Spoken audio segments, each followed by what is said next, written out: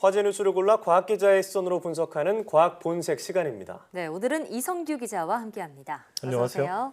네, 오늘 어떤 이야기 나눠볼까요? 술 좋아하는 분들 많잖아요. 예. 네.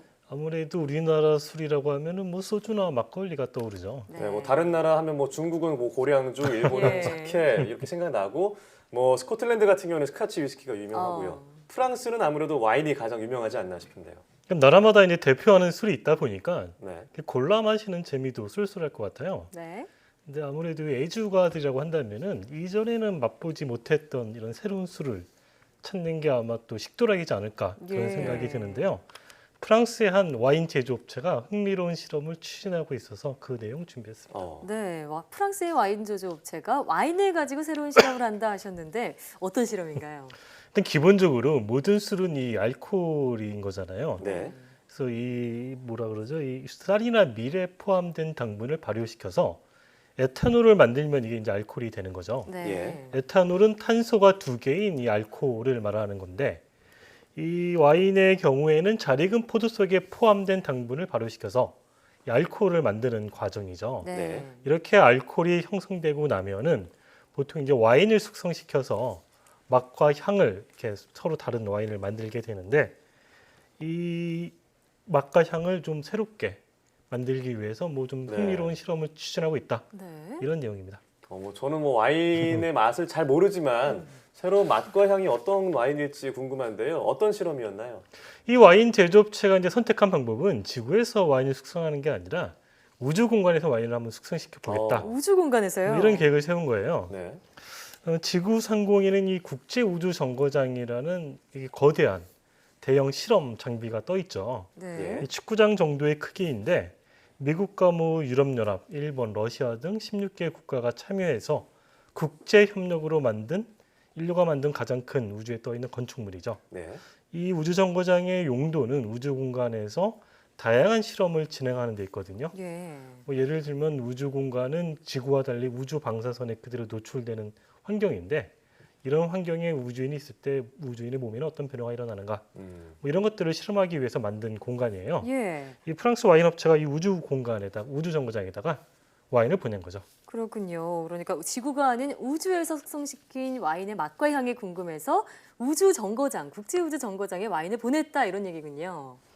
지난 4일 와인 제조업체는 프랑스 보르도산 레드 와인 12병을 국제 우주 정거장에 배달을 했습니다. 네. 이 배달에는 미국 항공 우주 기업인 노스롭 그루만의 사이그너스 화물선이 활용됐는데요.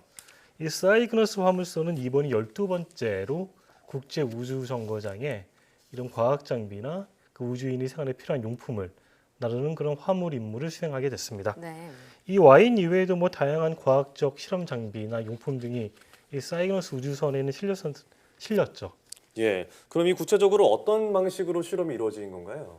일단 우주 정거장은 이 지구와는 몇 가지 다른 차별점이 있는데요. 네. 가장 큰 차이점은 이 우주는 무중력 공간이잖아요. 네. 네. 중력이 없는 제로지 상태라는 게 하나가 있고요.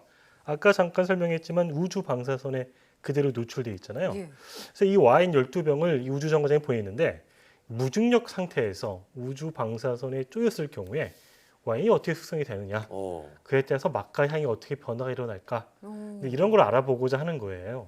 그래서 1년 뒤에는 이 와인들 다시 지구로 가져와서 같은 기간 이제 보르도에서 정상적인 숙성 과정을 거친 그 와인들과 비교 테이스팅을 해보면은 네. 맛과 향이 어떤 변화가 일어나는지 알 수가 있게 되는 거죠. 예, 아니, 우주에서도 와인이 숙성을 한다는 것도 신기한데 과연 어떤 맛과 향을 가진 와인이 탄생할지 네. 기대가 됩니다. 자, 그런데 이번 사이그너스 화물선 수송에는 와인 말고도 또 아주 특별한 물건이 실렸다고요? 근데 우주 오븐이라고 불리는 장치인데 예. 이제 오븐인데 네. 우주에서 쓰이니까 우주 오븐이다 뭐 이렇게 이름을 붙였어요. 이 특별한 건 오븐을 아니군요. 만드는 업체가. 네. 그래서 이제 우주 정거장 우주인들이 최대 6명까지 수용이 가능해요. 근데 이 사람들도 이렇게 먹어야 되잖아요.